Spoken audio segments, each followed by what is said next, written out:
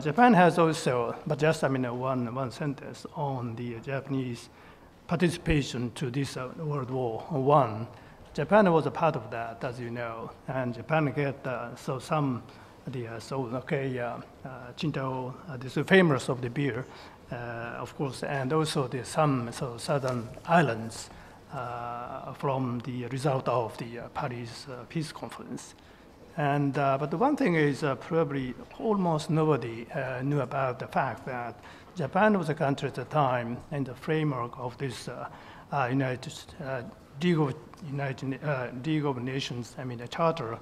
We proposed so this is a time we need a kind of clause of inequality of the races, and rejected vehemently, all other powers, and especially by the United States. Because at the time already, the United States has seen the first sign of potential conflict between United Nations interest and Japanese, so emerging kind of threat, so to speak.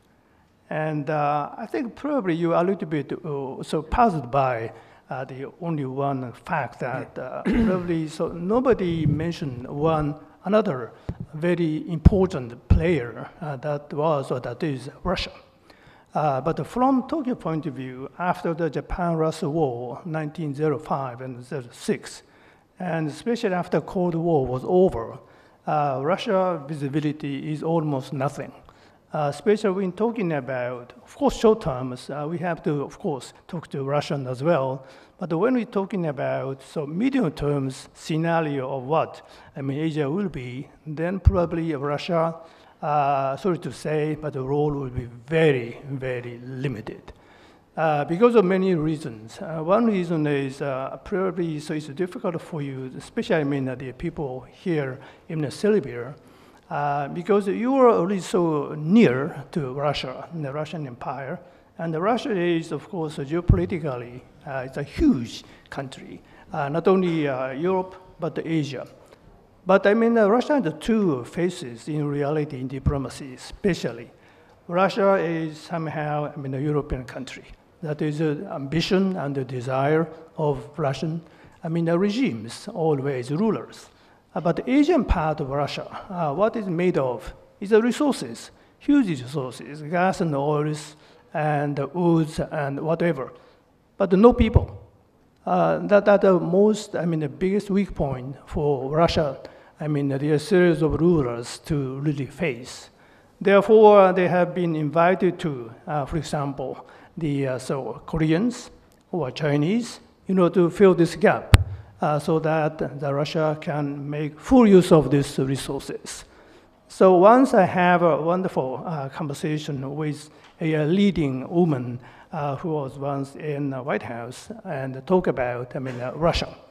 And I personally was really surprised how really an understanding perception of Russia is totally different from, in my observation, reality in Asia. So what I want to say is that Russia's role, at least in the coming probably years, will be very limited. So as another previous speakers have really clearly pointed out, now probably two major powers and one regional or major, I don't know, whatever, is almost three countries. And as Mr. Ho pointed out, 1914 and 2014 totally different in Asian, the Pacific theater. But the one thing is very common in my view, no dominant power there. I think, of course, US is big, and Mr. Obama declared that now Americans are coming back. And China is, of course, emerging. But we see, almost every day, even every hour, thanks to the social media, China has a problem. China has not only the problem of climate change, China has a problem of minority issues, borders, and such and such. And biggest, challenge, one of the biggest challenge Mr. Xi is now facing is that how to accommodate and how to probably control the new modern tools of citizen that is social media, and of course, the right of expression. So this is another kind of factors to be really closely watched when we're talking about who are more important for not only Asia-Pacific region, but for the whole international community. I'm talking about, not only the national industry is now very much limited and difficult to pursue because of the character of international community has changed dramatically. But one thing is very important to really remind ourselves that one thing happens, then that affects you today, not even tomorrow, because of many things, not only climate change, not only social medias, but I think I have to say, youth, young people. And young people with access to knowledge, not only to cell phone, smartphone, but they do have now access to the knowledge, thanks to education, thanks to others. That is, I think, one of the most important driving factors for the world to be really guided. And another factor is, of course, women. Women, empowerment, and women's, opinion should be more and more incorporated when the leaders really make a kind of decision in formulating even security, visit intersecurity diplomacy. So that is another thing, and because my colleague he really mentioned a very delicate question: what is the Middle East? What is, for example, Africa's role in the coming years? I have been 3 years in New York. And for example, we are talking about not new order, but we are talking about a new chapter of, for example, United Nations. And this is not only to accommodate some kind of latecomers from the north, like Germany or like Japan, to be part of the council members. But so not only Africans and many Asian, or the Caribbean country people really have a strong aspiration, probably not yet complete, a transformed policy platform, but they do really share a very strong aspiration, and international community cannot neglect that or ignore that. So that is another factor. When we're talking about the Middle East, then we have to talk about Iran and Afghanistan, Iraq, of course, but we have to talk about Ethiopia, Kenya, and others. But it affects our region, Asia. So what is Asia?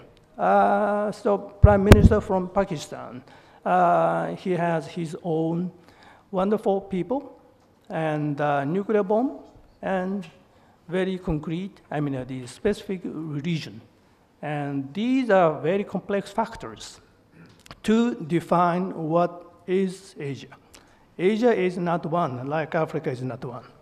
Asia, northern part, northeast part, including Japan, China, or Korean Peninsula, bit different from, of course, ASEAN countries, like Philippines, Thailand, and others, and totally different from, for example, south, east, and southwest, so Indian Peninsula, half Indian, same continent, India, Pakistan, Bangladesh, and but another perspective from Beijing, then everybody is neighbor. You have a huge, neighbors front. It makes everything so difficult for them. I have full sympathy. And I think one thing is we should not forget is a little bit of military factor. We are talking about security, then we're talking about always waters, oceans, sea lanes. Therefore, after the Paris conference, Japan became, with our really delight, number 3 biggest Navy powers, after only UK and US. By far numbers, much, much bigger than France and other parts. So why? Because this is really the oceans. Oceans decide almost everything in terms of security. Russia, why Russia is now almost nothing? Because after a Cold War, Russia has withdrawn fleets, ships from Vladivostok. if you don't have any fleet in Vladivostok, they have to repeat again the Japan-Russia war, easily defeated. They are tired. They lack waters, almost like I flew here to here from Tokyo. It's a long stretch. So when I'm here alive, I'm sort of tired. I have no spirit to fight. So this is a fact. So this is something we have to always think about. Therefore, I'm really seriously concerned about our neighbors, in a sense, tension between ASEAN countries and, China.